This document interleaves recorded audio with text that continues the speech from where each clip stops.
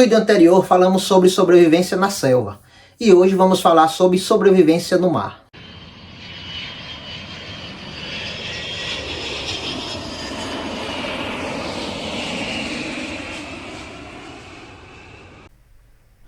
Hoje vamos falar sobre sobrevivência no mar.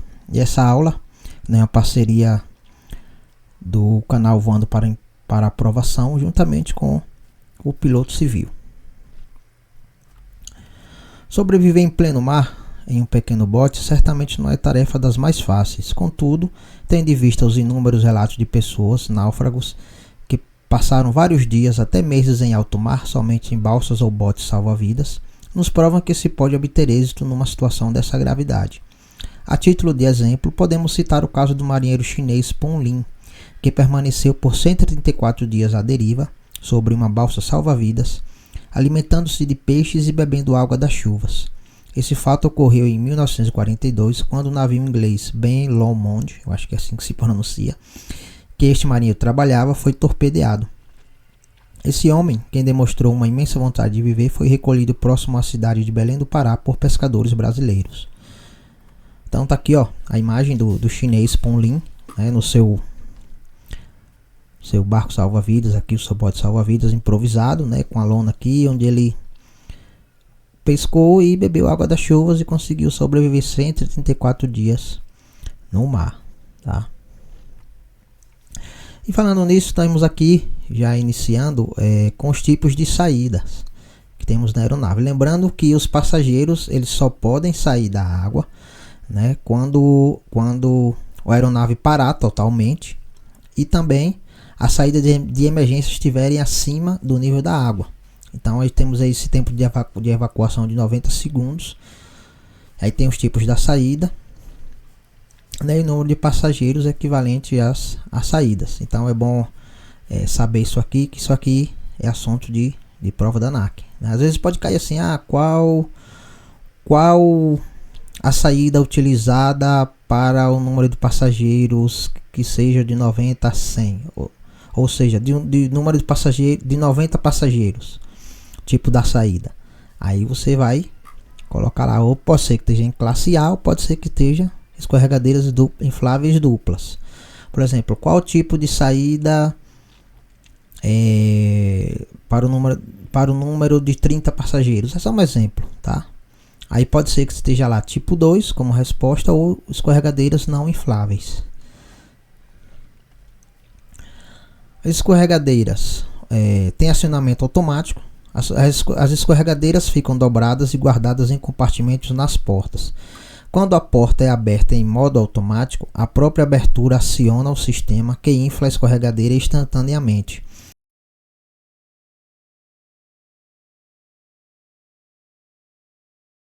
Isso é um assunto que cai direto na prova da ANAC, tá? Sobre essa questão das escorregadeiras.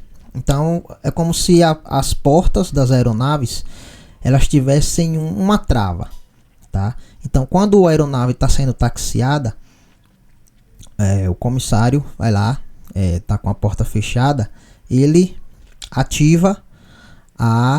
ele arma a escorregadeira, tá? Ela fica armada dentro lá, como se fosse dentro da porta, porque se caso houver alguma emergência, ao abrir a porta automaticamente a escorregadeira vai inflar. E aí quando o avião pousar, que for fazer o desembarque dos passageiros, nós comissários temos que lembrar de desarmar ela, para abrir a porta e os passageiros puderem descer pelas escadas, ou sair pelo finger, tanto faz, mas lembrar de desarmar, porque se você abrir a porta com ela armada, ela vai inflar automaticamente.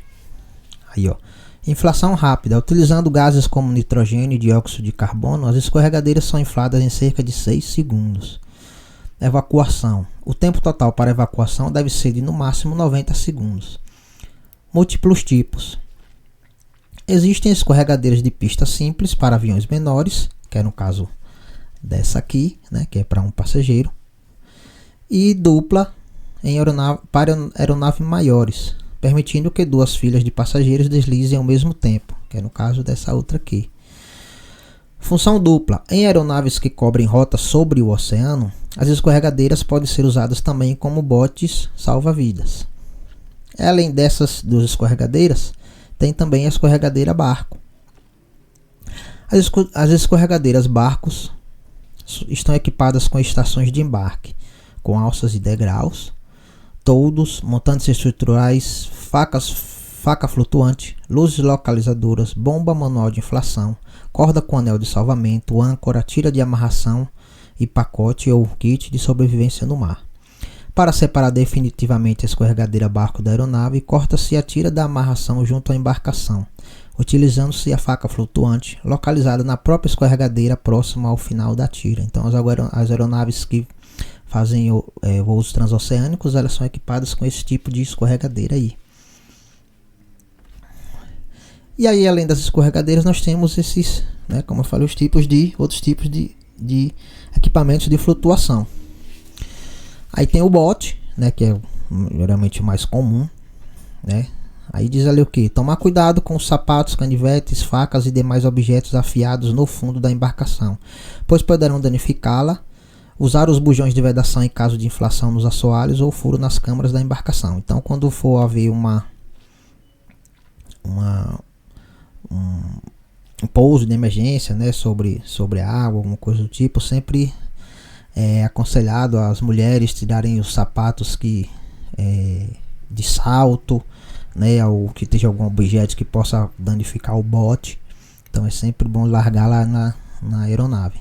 Mas nos kits de sobrevivência tem uns bujões de vedação, que aí caso ocorra de ter algum furo no bote, esses bujões servem para tapar os buracos. Aí eu trouxe um outro exemplo aqui com um bote com toldo. Os sobreviventes não precisarão se deslocar no interior da embarcação para a armação do toldo, e todos deverão participar da operação, principalmente os que estiverem sentados próximo aos montantes estruturais. Os montantes estruturais são esse ferro aqui no meio aqui, tá? E dos lados também tem para poder fazer amarração e etc. Eu só trouxe esse para exemplo. Colete. Inflar somente na área da soleira da porta ao abandonar a aeronave ou sobre as asas. Em caso de falha no sistema de inflação, os coletes poderão ser inflados por sopro através de um tubo acoplado a cada câmara.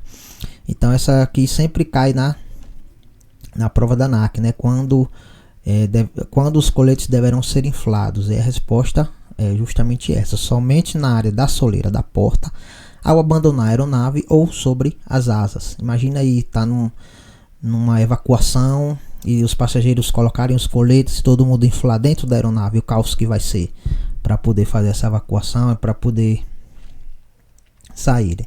E falando sobre questão de coletes, tem dois tipos, Tem um tipo que ele é com duas células individuais, tipo ele é como se fosse um colete mesmo, tá? E aí ele é acionado por duas alças vermelhas, tipo essas que tem aqui, Então aí você puxa, ou então ele tem dois tubos que você assopra e ele infla. E tem um outro tipo que ele só tem uma célula, que no caso desse daí, e é acionado somente por uma alça vermelha, só tem uma alça ou um tubo de sopro. E na aeronave, os coletes eles ficam debaixo dos assentos dos passageiros,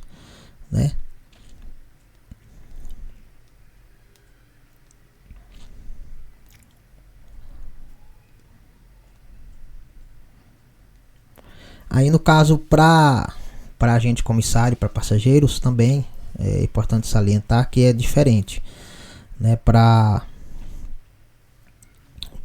os passageiros os coletes são de cor amarela, E para agente comissário é de cor laranja, para a gente se destacar entre o resto do pessoal, E cada um tem uma lâmpada que ela é ativada na água e elas ficam mais ou menos 10 horas acesa. Aí outros equipamentos que é de suma importância, a âncora ou a biruta d'água, né? A finalidade da âncora é retardar a deriva da embarcação, fazendo com que permaneça o maior tempo possível nas proximidades do local do acidente, facilitando assim o trabalho das equipes de busca e salvamento. Com o mar calmo, deve-se liberar toda a extensão da corda. Com o mar agitado, somente meia extensão. Então, às vezes, essa questão cai também, tá na prova, sobre a questão do uso da âncora ou da biruta d'água, né? Para que ela serve? Aí diz o que? Para se manter próximo ao local do acidente, para facilitar a busca, tal, tipo mais ou menos por aí assim. E além disso também tem a corda, né, ou o anel de salvamento aí, né, que está localizado junto à estação de embarque, pode ser utilizada tanto para recuperar sobreviventes que estejam na água, quanto para unir as embarcações após o afastamento definitivo da aeronave. Então aí essa corda gigante com esse anel, aí às vezes alguém caiu lá no mar e tá lá se batendo, né, aí pega esse anel, joga lá para a pessoa segura nele, é como se fosse uma boia, e aí vem puxando a pessoa para a corda até o bote. E também, como se diz aí, que é para unir os botes. Às vezes vamos lá, vamos supor que de 3, 4, 5, 6 botes. Aí a corda que tá aí é para amarrar um ao outro, para que na hora de salvar, né, estejam todos próximos um do outro aí. E também, como eu falei, luzes sinalizadoras. Essas luzes são alimentadas por baterias acionadas à base de água, semelhante à dos coletes salva-vidas. Sua duração é também de 8 horas em média. Então, além das luzes que contém nos coletes, tem essas outras luzes sinalizadoras aí, que assim colocadas na água, elas ficam lá em média 2 horas.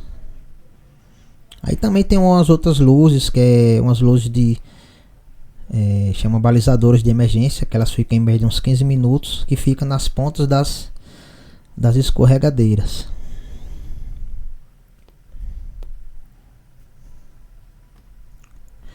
Além disso, também tem os assentos flutuantes, né? Onde a gente está sentado ali, vira um assento flutuante. Então tá um exemplo aqui de como ele pode ser usado, tá? Aí o passageiro deve segurar o assento firmemente pelas alças para evitar que ele suba e bata no rosto ao entrar na água.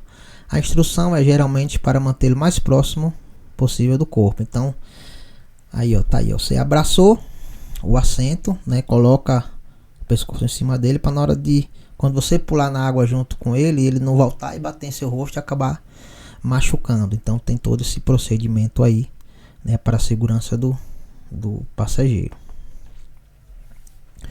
E aí tem no kit de sobrevivência no mar, né, tem essas coisinhas aí, tem um kit de farmácia, né, tem um manual de sobrevivência, tem uma bíblia, por incrível que pareça, tem uma bíblia em inglês, tem um purificador de água,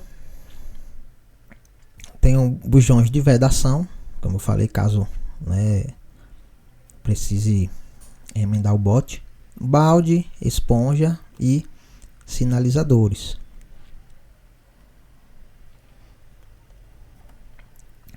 Aí tá aí os sinalizadores aí, um exemplo.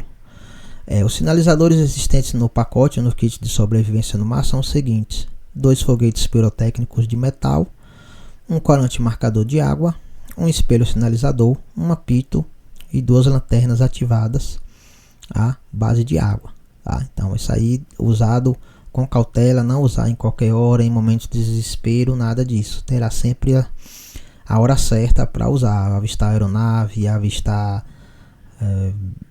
alguma outra embarcação, enfim, né? E aí, voltando nisso também, falando um pouquinho dos peixes, né? Então, aí, no caso, tá lá no bote, o que é que pode fazer? Pode usar grampo, pode usar alfinete, pode usar os broches, às vezes os tripulantes usam, às vezes alguém tá usando algum broche, tudo isso para improvisar anzóis, né? E aí tem a questão de que a gente não deve se alimentar de peixes com aparências duvidosas. Aí tem questão peixe com pele dura, peixe com, como é que ele, tem outro que fala que é semelhante a bico de papagaio, né? E outros que tem nadadeiras assim pequenas. Então eu trouxe alguns exemplos, lembrando que quando você capturar um peixe, você deve matá-lo antes de você puxar para dentro do bote. Por quê? Tem peixes que tem aquelas nadadeiras que tem como se fosse um espinho, vai fura o bote, né? Então tem que ter esse cuidado aí. Outro cuidado também é que tipo, acha algum navio encalhado em algum lugar, então aí tem os moluscos que ficam grudados ali, então esses coisas não devem ser comidos. Isso também cai na prova da ANAC. Lembrando também, como eu falei do colete salva-vidas, né? Para evitar a hipotermia, tem um jeito que a pessoa deve ficar, que se chama a posição de help, né? Com as pernas cruzadas e os braços cruzados também junto ao corpo e a cabeça um pouco acima da água. Então, o tempo todo os passageiros eles devem ficar juntos, tá? Quando tiver equipamento de flutuação, todos devem usar, seja assento, seja colete, seja os botes, seja o que for, os passageiros devem se manter juntos. E aí, voltando aqui ao assunto dos peixes, né? Eu trouxe esse peixe aí, ó, que bicho foi retado, tal do barracuda. Numerosos são os casos de ataque a banhistas por barracudas. Nadam em pequenos cardumes e suas mordidas, assim como as moreias, causam lesões graves. Então esses barracudas aí, eles ficam, né, em cardume, então é muito perigoso aí, dependendo do lugar que você esteja, né, que ele pode chegar a morder. Também sobre a arraia, né, esses ferrões que as arraias têm aí na cauda, né, isso corta pior do que navalha. E também, claro, os tubarões, né? Aí, como diz ali, de fato, imprevisíveis, e as causas dos ataques a seres humanos são as mais diversas. E aí tem algumas conclusões, né? Não ingerir alimentos se não dispuser de água. Se sentir náuseas ao comer pescado cru, não insistir no seu consumo. Antes de comer qualquer alimento, verificar se não está deteriorado. Na dúvida se um peixe é venenoso ou não, usá-lo como isca. Cuidado com os espinhos, ferrões ou substâncias tóxicas. Interromper a pesca se aparecer tubarões. Alguns animais marinhos não servem como alimentos, tipo medusas, anêmoas, caracóis cônicos. Evitar tocá-los. Os moluscos agarrados a cascos de navio ou objetos metálicos não deverão ser comidos, foi o que eu falei anteriormente, tá? E aí, lembrando que no kit de sobrevivência no mar tem vários tipos de medicamentos, né? E dentre esses medicamentos existe o laxante, que não pode ser usado hora nenhuma, tá? No mar, porque corre o risco de desidratar. E aí, para se proteger dos raios solares, num bote salva-vidas, aí usa os toldos, usa as vestes, claro, as roupas que você tiver, e também os óculos para evitar que os espingos da água no mar causem dilaceração na pele devido à água salgada e também do excesso do sol na pele, tá? E aí o que acontece? Vai ter um pouso de emergência no mar. Não tem que esperar o comandante falar, né, para fazer a evacuação. Então nós, comissários, a gente pode comandar a evacuação, como diz, pois a situação é evidente. Então pode ser que caia isso também na sua prova da ANAC, né? No posto de emergência e evacuação é comandado por comissários, mecânicos de voo, piloto, copiloto, tal. Então a resposta é comissário, porque é evidente, a gente sabe que vai ter o pouso de emergência no mar. Então o comissário pode fazer a evacuação sem comando do comandante. E aí algumas recomendações. Só tente navegar o bote caso aviste terra. Caso não, manter-se ali todos juntos, próximo ao local. Nas primeiras 24 horas, jejum absoluto, exceto crianças e feridos graves. Não comer se não dispuser de água. Não beber água salgada em nenhuma hipótese. Não beber urina nem sangue de animais marinhos. Evitar a perda de água pela sudorese, não fazendo esforço físico desnecessário. Beba apenas água da chuva ou sereno acumulado. Alimente-se bem de algas, se houver. Turnos de vigília não excederão 2 horas.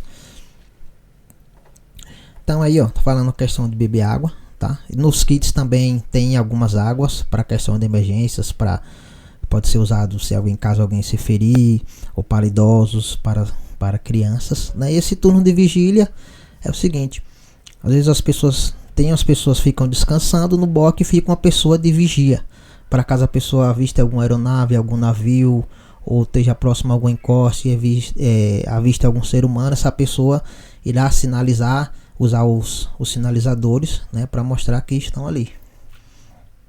E aí eu trouxe aqui 2 imagens, né, sobre questão de pouso na água. Essa primeira aqui é a mais famosa, né, que foi quando o Sully, né, o comandante Sullivan, ele fez esse pouso no Rio Hudson, né, em 2009, e aí todos os passageiros foram salvos. E também teve esse outro aí, de um povo de um 737 na Micronésia em 2018, que foi logo após eu não lembro se foi após a decolagem, se foi na decolagem ou se ele foi no pouso, que ele passou direto da pista, eu não lembro exatamente. Mas se vocês quiserem se aprofundar, podem dar uma pesquisada aí. E no mais é isso, né? E para você que ainda não fez a sua inscrição na plataforma Piloto Civil, se inscreve lá, tá? Faz o seu cadastro, usa o cupom VOANDO, o V é minúsculo, e você terá 10% de desconto na sua inscrição, tá? Então aqui eu usei aqui alguns assuntos das escolas da SEAB, da Academia do Ar e do AeroTD. Muito obrigado se vocês estiveram até aqui e nos vemos na próxima aula, que será sobrevivência no deserto e gelo. Vamos lá nas questões da ANAC. A primeira é: a maior dificuldade dos sobreviventes instalados em uma escorregadeira barco quando em alto mar é o A: calor, desorientação, frio, escassez de água potável. Então, a resposta aqui é a letra D, escassez de água potável. Dentre as alternativas abaixo, assinale aquela em que a água não precisa ser purificada para o consumo. Bebida diretamente na chuva, retirada do bote salva-vidas, colhida diretamente no mar, filtrada em pano limpo. Então aqui é a letra A, bebida diretamente da chuva. Os equipamentos que poderão ser danificados com a umidade do bote na sobrevivência no mar são: A: bússola, relógio, fósforo e sinalizador pirotécnico, apito, espelho sinalizador e kit de primeiros socorros, balde de lona, bomba manual e botijões de vedação, garrafa de ar comprimido e kit de primeiros socorros. Então a resposta aqui, embora eu não falei na aula, né, mas essa aqui, bússola, o relógio, o fósforo e sinalizador pirotécnico. Já que a bússola pode ser de metal, o relógio também contém metal, né? O fósforo pode molhar, não vai servir para nada, e o sinalizador também ele pode molhar e não servir para nada, tá? Em um pouso no mar, o radiotransmissor de emergência deve ser acionado em intervalos de 45 a 45 minutos ao longo do dia, 24 horas após a amerrissagem, em intervalos de 15 em 15 minutos ao longo do dia, imediatamente após a evacuação da aeronave. Então foi outro assunto que eu esqueci de tratar, mas imediatamente após a evacuação da aeronave. Então, a aeronave fez a evacuação, tá o pessoal no bote, já aciona logo o radiotransmissor. Aí eu falei isso também lá sobre, na aula anterior, né, de sobrevivência na selva, sobre a questão do radiotransmissor, né? Colocou na água ali, ele vai ficar lá ativo, dando sinal. A biruta d'água faz parte do equipamento de combate direto a incêndio, primeiro socorro, sobrevivência no mar, sobrevivência na selva. Claro, a gente viu sobrevivência no mar. Em caso de amerrissagem, a biruta d'água servirá como transporte de pequenos objetos soltos no bote salva-vidas, indicação de posição do vento, âncoras para evitar que os botes salva-vidas sejam levados para muito longe do local do acidente, leme de direção do bote salva-vidas, auxiliando os sobreviventes a conduzir o bote em linha reta. Então, a resposta é a letra C, como âncoras, né? Tanto que ela é chamada de âncora ou biruta d'água. Então, serve para que os botes eles não sejam levados para longe, eles fiquem amarrados ali próximo ao local do acidente para ficar mais fácil de localizá-los. Pegue seus assentos e saiam. Take your seat, cushion and get out. São comandos de uma evacuação preparada na selva, forçada e na água. Como eu mostrei, né, os assentos lá flutuantes. Então é na água. Em um pouso no mar, a evacuação é comandada por qualquer comissário, pois é evidente a situação, pelo chefe de equipe após informar os passageiros da situação, somente pela tripulação técnica ou pelo comandante. Então, como eu falei também, né, por qualquer comissário, já que vai saber que vai ter a amerrissagem, vai ter o pouso na água, então qualquer comissário pode já comandar a evacuação. O baiacu é um peixe de água doce e de água salgada, sendo venenoso, de boa aparência, de sabor agradável, não venenoso. Eu não falei aqui nessa aula de sobrevivência no mar, mas na aula de sobrevivência na selva eu falei sobre o peixe baiacu. Ele é um peixe venenoso, ele se incha, né? Ele se incha, ele é venenoso e também tem alguns espinhos. Para que uma pessoa possa segurar com firmeza o assento flutuante, existe na parte inferior alças vermelhas em número de 1, 2, 4 ou 6. Então, como eu mostrei lá, que tem a mulher lá dando exemplo, então cada assento tem duas alças, né, para que você coloque os braços nelas e fique segurado junto ao assento flutuante. Então são duas, então é a letra B. Ao ser anunciado o impacto num pouso de emergência preparado, a voz de comando do comissário será: usem aquela saída, use that way, fique onde estão, stay where you are, aperte os cintos, fasten your seat belts, ou abaixem-se, brace, brace. Então isso é uma coisa que a gente vê muito, né, nesse bloco de ISS. Então o comando é esse aqui, abaixem-se, brace, brace, que é a letra D. Em uma sobrevivência no mar, com o tempo quente e ração de água escassa, deve-se dormir o máximo possível, beber água do mar, reduzir ao máximo a alimentação e umedecer as roupas, comer logo toda a ração sólida. Então, se o tempo está quente, né, e a água está escassa, deve fazer o que? Reduzir a alimentação e manter as roupas úmidas. Tá? No pouso que termine na água, deverá ser utilizadas as saídas operantes e que sejam do tipo 1, que sejam do tipo 2, que estejam abaixo da linha d'água e que estejam acima da linha d'água. Como eu falei, né, tem que ser as saídas que estejam acima da linha da água. Deve-se deixar escapar um pouco de ar nas câmaras dos botes quando o clima estiver enevoado, chuvoso, frio ou quente. Eu esqueci de comentar sobre isso, né? Mas se tiver um tempo quente, né, aí você pode secar um pouquinho as câmaras dos botes. Na preparação da cabine para um pouso de emergência, os PACs são instruídos para assumir a posição de impacto. Ao sinal do comandante, quando ouvirem a ordem de posição de impacto, mantendo esta posição até a parada total da aeronave. Na aeronave em voo, assim que for ensinada a posição, mantendo até a parada total da aeronave. Quando a aeronave pousar, sinal do comandante, mantendo até a parada total da aeronave. Quando a aeronave pousar, quando ouvirem a ordem de posição de impacto, mantendo esta posição até a aeronave parar, né? Porque todas falam aqui, ó, mantendo até a parada total da aeronave, ó. Você vê que todas têm. Mas a questão, se você olhar, ó, tá dizendo aqui, ó, a primeira, o sinal do comandante e quando ouvirem a ordem de posição de impacto, mantendo esta posição até a parada total da aeronave. Então essa é a resposta certa, tá? Quando o comandante falar posição de impacto, então você vai para a posição de impacto, fica até a aeronave parar. Então, aí, ó, na aeronave em voo, assim que for ensinada a posição, mantendo até a parada total da aeronave. Não é, né? A aeronave está em voo, você vai estar ensinando e aí até a aeronave parar. Não. Quando a aeronave pousar, não, ela pousou, já era. Não tem que assumir mais posição de impacto. Quando a aeronave pousar, quando ouvirem a ordem de posição de impacto, não. Ele tem que fazer primeiro, falar a posição de impacto, depois pousar. Não tem como ele pousar e depois falar a ordem de posição de impacto. Não, aqui é a letra A, tá?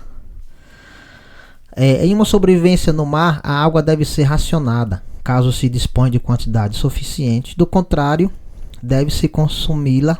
É uma resposta também que às vezes as pessoas erram, se confundem. Aí é toda no primeiro dia, aos poucos e lentamente, à noite somente, de dia somente. Às vezes as pessoas respondem aos poucos e lentamente, mas não é. Você deve bebê-la toda no primeiro dia para se manter hidratado. Quanto mais hidratado, melhor. Se você for bebendo aos poucos, você vai se desidratando aos poucos também. Então é melhor se manter hidratado sempre. Pode-se saber que a terra próxima pelo tom mais claro da água do mar, observação da direção da maré, pássaros durante o dia circulando sobre o mar, presença de nuvens cumulonimbus com formato de bigorna. Eu não falei isso também, mas é o tom mais claro da água do mar. Então tá lá flutuando, quando o tom mais claro, quando a água do mar for ficando mais clara, pode saber que está chegando próximo à terra. Nas aeronaves equipadas com escorregadeiras infláveis, o momento indicado para desarmá-las é na preparação para o partida da aeronave, desembarque dos passageiros, decolagem